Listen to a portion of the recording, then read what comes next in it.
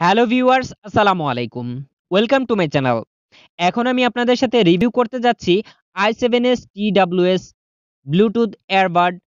এটির দাম কত, এটি কেমন সার্ভিস দিচ্ছে এবং এটির সাথে কি থাকছে, আমি ১ মাস ব্যবহার করার পর আপনাদের সাথে রিভিউ করছি। এটির সব অ্যাঙ্গেল থেকে আমি আপনাদেরকে দেখানোর চেষ্টা করছি। এটি দেখতে বেশ চমৎকার এবং অল্প দামের ভেতরে খুব ভালো একটি এয়ারবাড। বক্স থেকে চার্জ দিতে আপনি এই বাটনটি প্রেস করবেন। তাহলে আপনার বক্স থেকে চার্জ হতে শুরু করবে। বক্স থেকে আপনি ২ বার চার্জ করতে পারবেন সর্বোচ্চ। ৳২৩০ র ভেতরে বেশ ভালো একটা প্রোডাক্ট পাচ্ছেন আপনি। হেডফোন দুটি থেকে ২ থেকে ২.৫ ঘন্টা আপনি ব্যাকআপ পেতে পারেন। কথা বলতে গেলে আপনার অপর প্রান্তে থাকা ব্যক্তি বিরক্ত হতে পারেন। বক্স থেকে চার্জ হয়ে গেলে বন্ধ করতে আপনি এই বাটনটি চেপে ধরুন। তাহলে বন্ধ হয়ে যাবে। ২০ থেকে ৩০ হাত দূর থেকে এটি মোটামুটি ভালো, তবে একটু শো শব্দ করতে পারে। এটির মাধ্যমে কথা বলতে তেমন একটা সুবিধাজনক নয়, তবে গান বা অন্যান্য ক্ষেত্রে আপনি ব্যবহার করতে পারেন।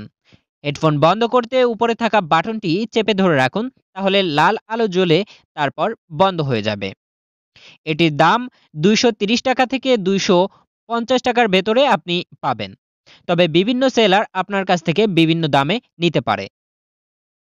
হেডফোন দুটি চালু করতে উপরে থাকা বাটনটি চেপে ধরে রাখুন, তাহলে আপনার হেডফোন দুটি চালু হয়ে যাবে।